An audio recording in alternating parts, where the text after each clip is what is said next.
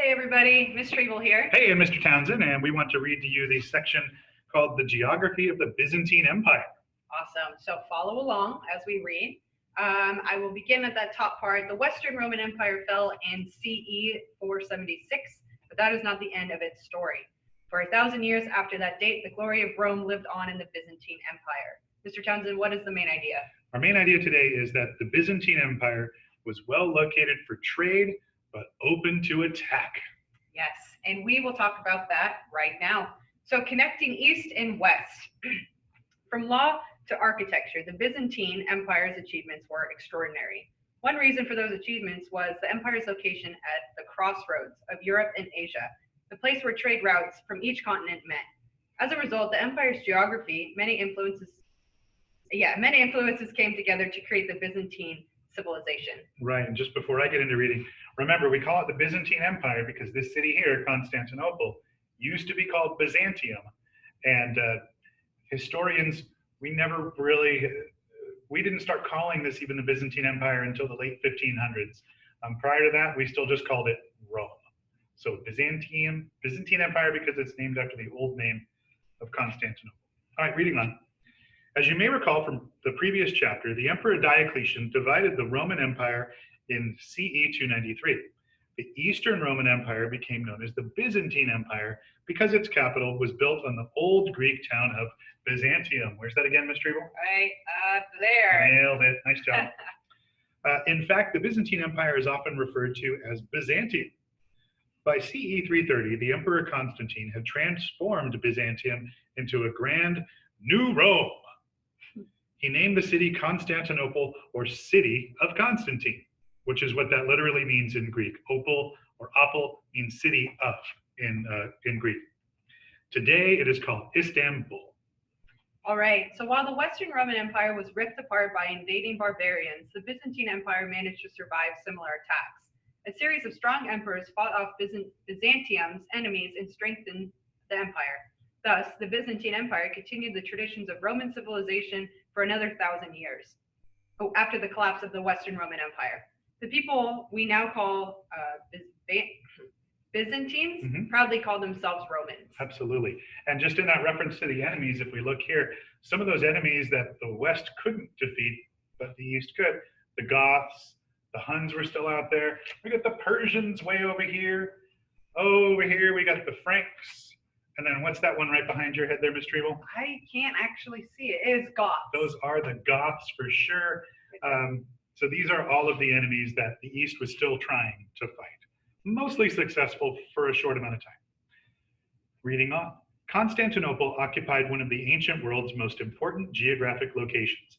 At the heart of the empire was the small but important land link between Asia and Europe that permitted trade between East and West.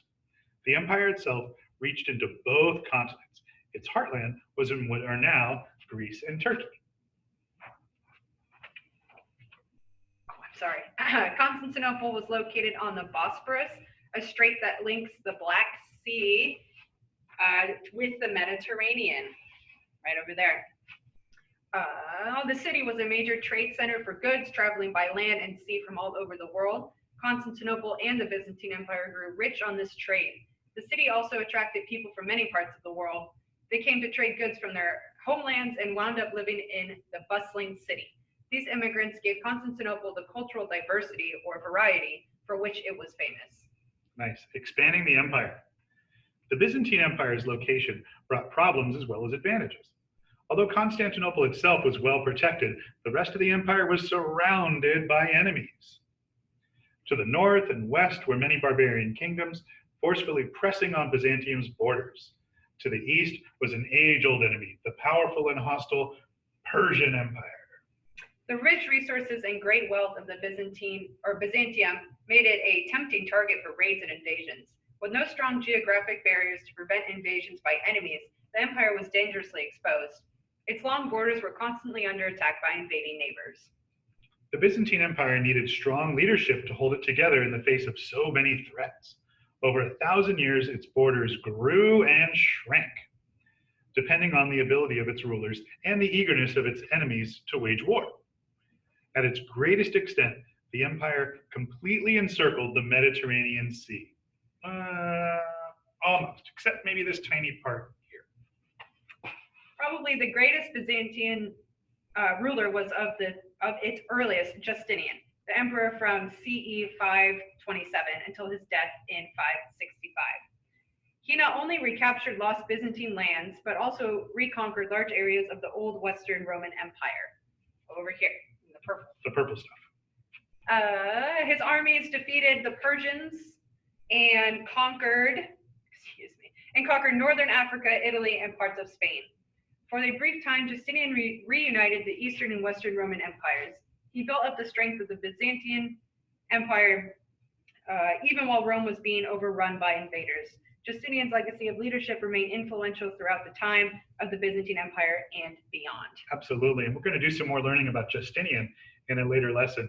But Ms. Treble, before we go, you had a really good observation about some of the places on this map, particularly like these countries here. Yeah, I noticed that like Serbia, Croatia, and Italy, that's a predominant one. They're just always being captured and recaptured and conquered by different people. And that just gets like tiring. If we remember cultural memories from when we learned about Iran for that short bit, it's their cultural memory is always being conquered by somebody. And that's just hard. Yeah, so I think about sometimes in class when we're learning geography, a few students might wonder, why are we bothering to learn about these places? You know, who cares about Croatia? Well, I'll tell you, the people who live here care about Croatia because they've been fighting to have their own country for 2,000 years or more. So that's why there are so many small countries, particularly in this part of Europe here, because they just, after centuries and centuries of being conquered by somebody, they wanted to have their own place. Yeah, well, thank you. Yeah. That's nicely put. Yeah. So I'm glad you brought that up. Thank you. Yeah. All right. Hey, enjoy the rest of the lesson, and we'll talk to you soon. Goodbye. Bye.